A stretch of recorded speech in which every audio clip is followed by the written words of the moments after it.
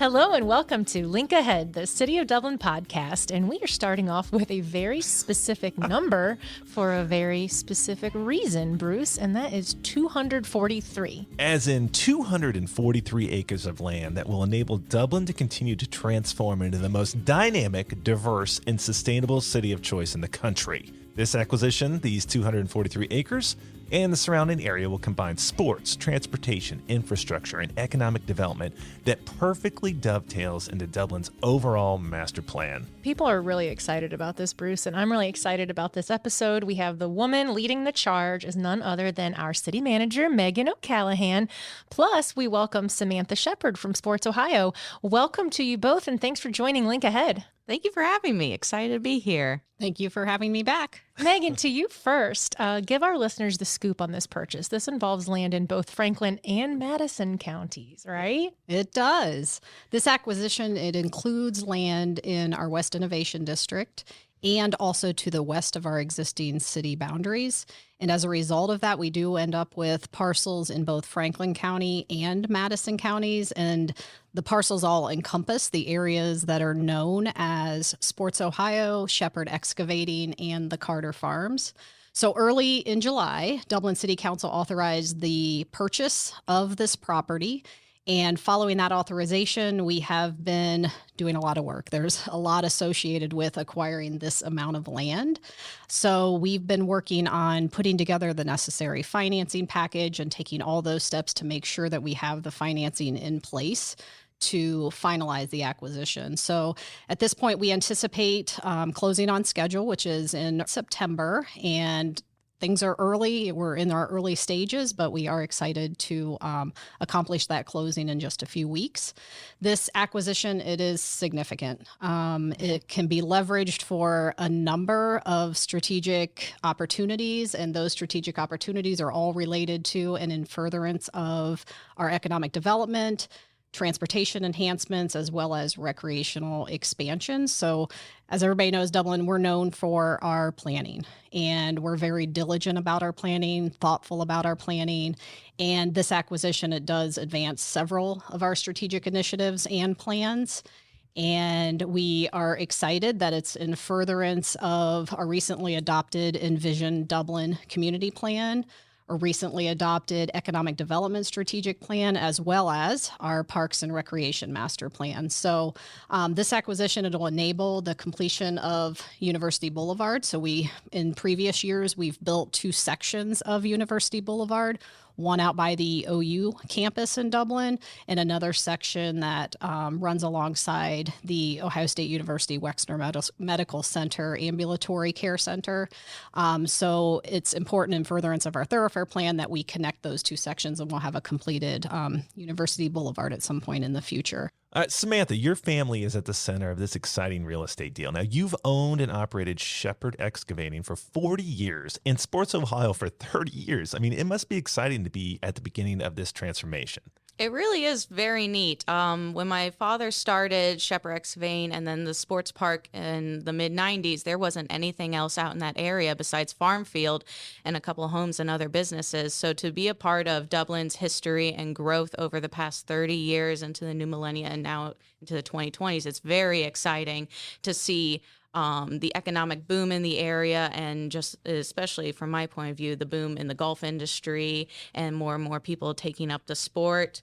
So I'm very excited to be a part of what's to come and the city's future. For those listeners who are not familiar with SportsOhio, it's a 100-acre multi-sports complex. We have an indoor and outdoor soccer facility, another multi-sport building that utilizes some outdoor fields as well as indoor fields, and then the driving range, which is the largest and longest driving range in Central Ohio with over 1,000 feet of grass tees, 36 covered heated bays, and a par 3 9-hole short course, as well as some practice areas. So it's been really great to be a part of that, and now into Sports Park's new chapter.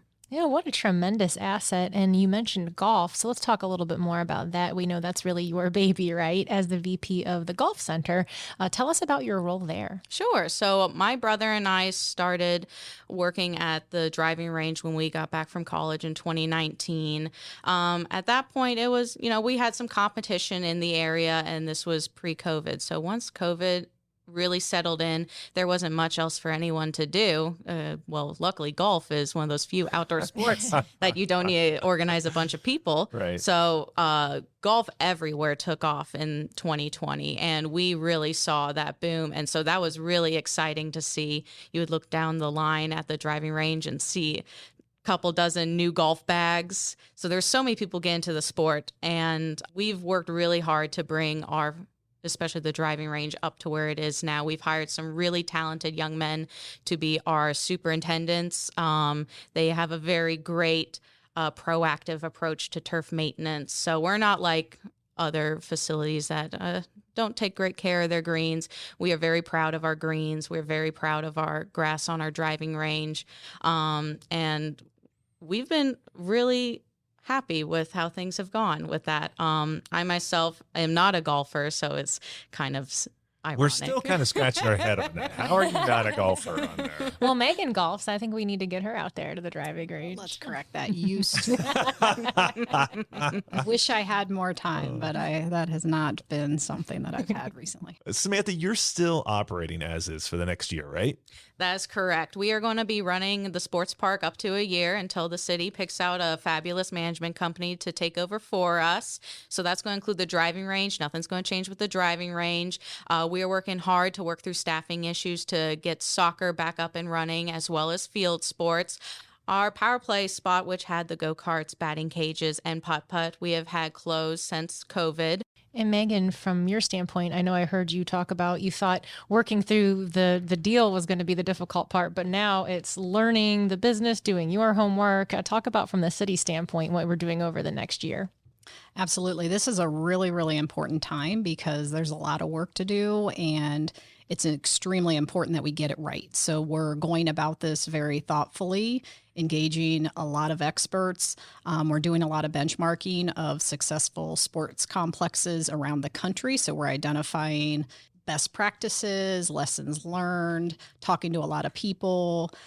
So again, we're going about this in a very thoughtful manner, and this period is extremely valuable, and I appreciate the partnership with the Shepherd family. Samantha and Andy have been great to work with. They've been sharing all kinds of great information and insights about the operations to date. This time will provide us as a city perfect amount of time to better understand the current operations, understand who the users have been, understand how things came to be the way that they are in terms of programming and operations. It'll also provide an opportunity for us to assess any immediate maintenance needs, identify an optimal time frame and timeline for transitioning the operations. So again, appreciate the partnership and the time that the Shepherd family is offering us. And you're putting together a steering committee to help with this effort, right? We are. We have a lot of work to do, and we have many big decisions to make. We have received a lot of inquiries from community stakeholders, youth recreational sports groups, club sport organizations, developers, tournament operators. All kinds of inquiries have come in. So we know that there's a lot of interest, and we're going to need to determine the goals so that we can best balance those interests and furtherance of our strategic plans and council goals. So we thought it was important to engage representatives from the community and the broader region with various perspectives to discuss the goals for the acquisition, get their insights into the operations and opportunities that might be out there, including potential partnership opportunities. And as I presented to council leading up to the authorization of the acquisition, we've spent a significant amount of time benchmarking sports complexes all around the country. And we have definitely identified lots of best practices. We've also gotten a lot of suggestions and advice from public entities and other entities that own such sports complexes. So we've been learning a lot, and I look forward to working with this impressive group of steering committee members that we've put together. Some of the members represent our local youth sports organizations, including Dublin Youth Athletics, Dublin Soccer League. We also have representative from Visit Dublin, Ohio. We have representative from the Greater Columbus Sports commission, representative from the memorial tournament, and others. So again, excited to start working with that group. We're in the process of scheduling our first meeting, and we're going to be sharing lots of information and background, and then having a conversation about where to go from there. Awesome. Now, Samantha, you also know a thing or two about the other business that's part of the deal, Shepherd Excavating. Now, you mentioned earlier it's been in business for 40 years and it's going to stay there for the foreseeable future, right? That's right. We're going to be at our current location for up to 4 years until we can find a new spot to rebuild a new office for our excavating company. We're really excited about that. It's definitely been really cool for my brother and I to be a part of that, our own version of land acquisition and finding the best parcel for us and what our new building could look like. All those exciting things. Megan, let's back up a little bit. And what was it about these overall tracks and the opportunities that you thought made it a great fit for Dublin? And also, just curious, how long did it take to get a deal like this done? Not that we're really done, but it's taken a little time. Almost and as I mentioned, there's been a lot of work that's gone into this, and there's still a lot of work to bring it to fruition. But this has really been a great example, a tremendous example, really, of long-term planning all coming together. Ideas like this do not come to fruition overnight. Our West Innovation District has long been identified for future development. We've been planning for this for years, as you can see with the upgrade of the State Route 161 Post Road interchange, which is under construction. That interchange is designed to handle the future growth out in that area that we've planned with our regional partners, and that's been a significant investment for Dublin. This acquisition fits nicely into our West Innovation District plans, and it also supports OU's master plan for their Dublin campus. It also provides opportunity for economic development, for recreation, and also significant transportation improvements, which would include potentially a passenger rail station out on the Carter Farms land, which is in Madison County. Could also serve to provide future multimodal facilities and also important roadway connections, such as University Boulevard, which I mentioned earlier. So, Megan, do you envision Dublin being able to build off SportsOhio into a sports mecca destination? Absolutely. We already have wonderful, high quality parks and recreation facilities and amenities throughout Dublin. We are really excited to add the SportsOhio property and all of the amenities that are located within the SportsOhio complex. One thing I should note, and I get asked about a lot, is the chiller. So this acquisition does not include the chiller property. That is separately owned, and this encompasses what's known as SportsOhio, which is around the chiller property. I mentioned earlier that we recently updated our Parks and Recreation Master Plan. Visit Dublin, Ohio also completed a sports complex feasibility study, and the information that's was obtained through that study has been tremendously valuable. And when you look at both of those work products and both of those engagement opportunities, there's definitely a lot of conversation about the need for additional field space. And we've had those conversations over the last few years, and this acquisition enabled us to acquire a significant amount of indoor field space, which will be very, very valuable throughout the community. Samantha, do you think we're due as a region to get more sports venues, tournaments, and thus more sports tourism that comes with it? Oh, absolutely. I think this is a great opportunity to build upon that. I grew up in Plain City and did a lot of recreational sports in Dublin. So growing up, Dublin was soccer. Everything was soccer out here. And then as I got older and really started to experience things on a grander scale, and then once I got more involved in golf, Dublin is a golf town. So this area is perfectly poised to really explode with all things sports and recreation. So I'm sure people are listening like, how does a deal like this happen? I mean, this is like who calls who? Like, this is like a marriage like that we're walking into. So how does this deal happen? Well, I guess people be surprised is that we reached out to the city to start this. So this was probably about 2 summers ago plus, where we had seen the city's long-term plan for making the area very recreational sports. And of course, the tale as old as time is family sells golf practice facility. Golf practice facility is bulldozed and turned into apartments. So we were never, ever going to sell our facility if we knew that it was going to be taken away from the community. It's been happening all over, not just Central Ohio, but other mid-size and large cities all across the country. So when we found out that the city was wanting to make sure the area stayed recreational, we're like, okay, this is an option. My brother and I are really excited for some other parts of our family business. My dad is getting up to where he's looking forward to sitting on a beach in Florida and leaving his phone in another state. So we thought this was a great time to take something off our plate, focus on family, focus on the things that we are really more excited about, and hand over this 30-year project to very, very capable hands. I would tell people, it's like, I know we've done a great job, but I know the city of Dublin will Dublinify this and make the sports park really, really something else and take it to a whole new level. All right. So you and your family have been in this sports game for a while now, 30 years. What advice do you have for the city as we embark on this journey? Oh, you're going to run into some interesting people. I love all my clients at the driving range, at the golf center. I have gotten very close with all these people over the past 5 years. I myself am not a golfer, so it took me a little time to understand golf and golfers and what they need. So I definitely say make sure golf stays an accessible sport for all. Golf is not for the uber rich and the people who have access to fancy golf courses. I have people who are Muirfield members who come out. I have guys getting off of Honda and their Honda Whites coming out to hit some balls. I have kids who have no idea what they're doing, are out there in flip-flops because grandma and grandpa wanted to get them outside.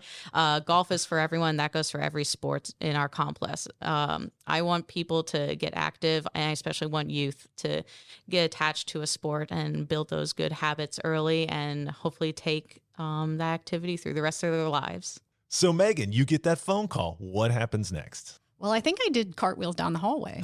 I was really excited. The call came out of nowhere, but I was really excited about the opportunity. From there, we scheduled a meeting. We spent some time talking through our goals and talking through what such an arrangement could look like. And we really learned that we had a lot of mutual interests and goals, and the rest is history. So sticking with sports and baseball specifically, the great movie Field of Dreams and If You Build It, They Will Come. Wow. That was Thank you very amazing. much Good for job. that. If we build this, what else do we need? Hotels, restaurants, retail? All of those are under consideration. We are looking at how best to leverage the facilities. We have Darree Fields, we have SportsOhio, and we're going to be taking a look at how we can master plan all of those recreational amenities. We're going to be talking about how we can leverage all of this for youth recreational sports and recreational opportunities for Dublin residents. We're going to be looking at how we can best attract tournaments and events to this area, which is in furtherance of economic development. And we also want to make sure that we're balancing all of these things to make sure that this complex is economically sustainable into the future. Megan, we mentioned transportation at the beginning of the podcast, and the Carter Farms property provides us with a prime location for the development of a future passenger rail station, which is already part of a rail station study. So talk about the importance of transportation here. Absolutely. So when combined with the land that the city previously acquired across the railroad tracks to the east, the Carter Farms parcels provide the city with a prime location for development of a future passenger rail station, which is being contemplated as part of the West Dublin Passenger Rail Station study. The Carter Farms parcels are enrolled in the current agricultural use value, or CAUV program, and they are actively being farmed. These parcels will be included in the farmland lease program, which allows the city to qualify for lower property taxes as part of the CAUV. This study that's underway will ensure that a rail station in Dublin is included in all of the regional planning that's been in the works for the upcoming passenger rail expansion. This expansion features 4 key routes in Ohio, including the Midwest Connect corridor, from Chicago to Pittsburgh, and that passes through Central Ohio. We also have long-term plans for a multimodal hub that could include a bus rapid transit stop in future phases of the Linkus plan. The acquisition will also facilitate the completion of University Boulevard, which will enhance connectivity and support economic development in the West Innovation District. So there's all kinds of opportunities for transportation improvements out that way. So this acquisition is valued at $44 million. Anyone who knows anything about financial planning will tell you real estate is generally a good investment. But for our taxpayers out there, can you talk a little bit about how this is paid for? That is a very fair question.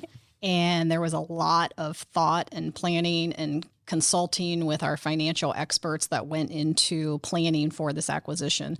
So we want to make sure that our taxpayers know that the city is committed to fiscal responsibility, fiscal sustainability, and we've put in extensive due diligence leading up to this acquisition, and we will continue doing so into the future. We are financing this purchase from the city's general fund and our parkland acquisition fund, with the debt projected to be retired in 3 to 6 years, and that'll depend on income tax revenues. This city council and Dublin City Councils before it see the benefits of acquiring strategic land when possible, and this purchase falls perfectly in line with that philosophy and many of our strategic plans. The purchase has also been thoroughly vetted and is compliant with all city financial policies, including the general fund balance policy, the debt policy, and our investment policy.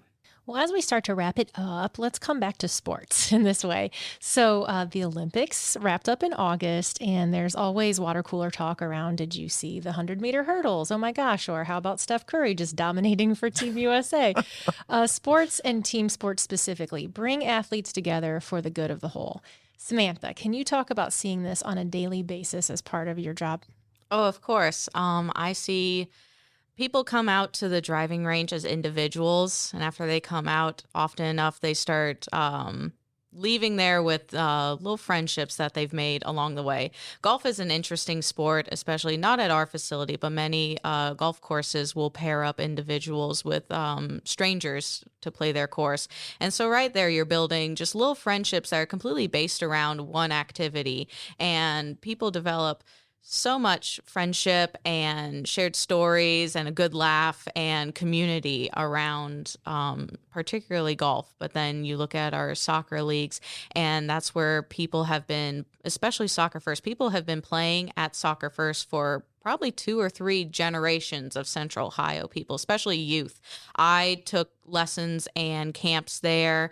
I have a couple of friends who are in their 50s and play in the 50s plus league there. And their kids played at Soccer First in the late 90s when they were kiddos.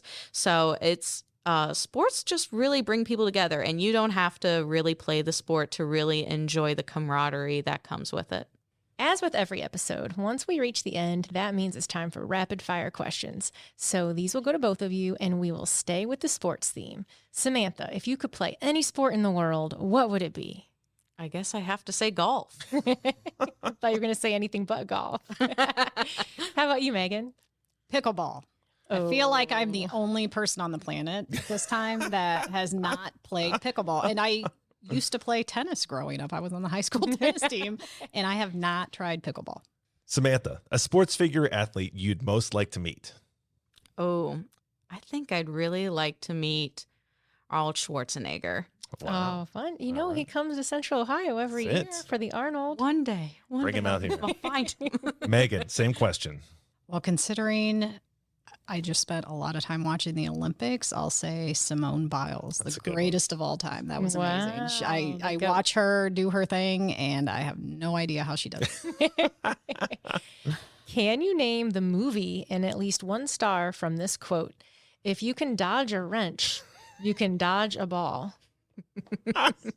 Seems really obvious. Do either one of you know? You know, this was on reruns on cable this weekend, so I happened to have watched it. It is Dodgeball, starring Vince Vaughn. I'm going to have to watch that now. You haven't watched Dodgeball? I have not watched that. Patches O'Houlihan is the instigator of that one.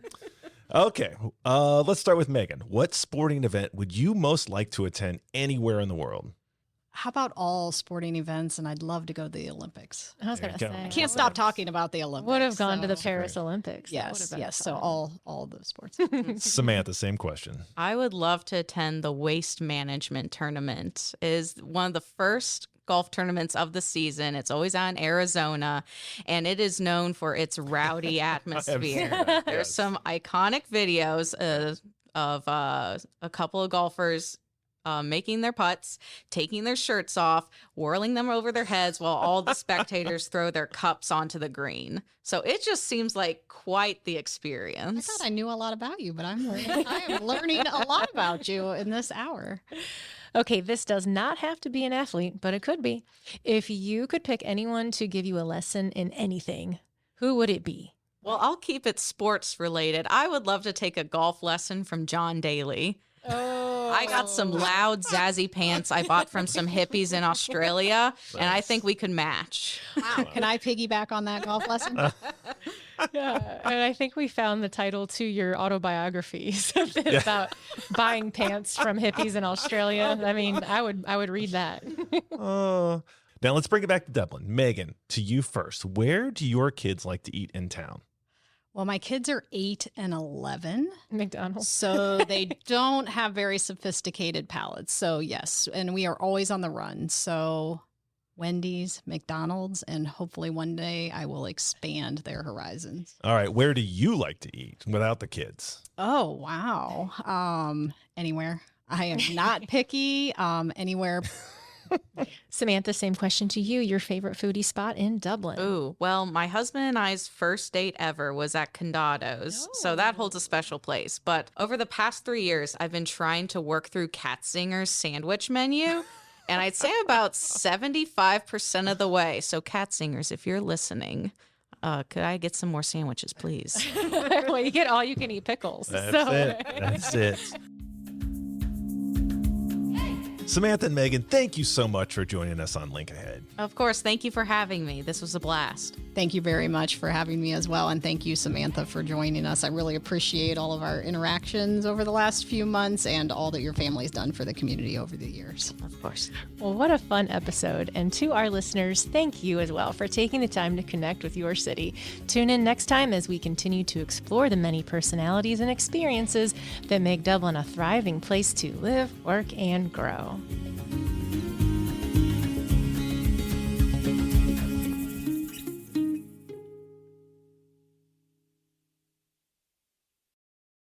Megan, we mentioned transportation at the beginning of the podcast, and the Carter Farms property provides us with a prime location for the development of a future passenger rail station, which is already part of a rail station study. And the study ensures that a rail station in Dublin is included for the upcoming Amtrak expansion. So talk about the importance of transportation here. The Carter Farms parcels are enrolled in the current agricultural use value, or CAUV program, and they are actively being farmed. These parcels will be included in the farmland lease program, which allows the city to qualify for lower property taxes as part of the CAUV.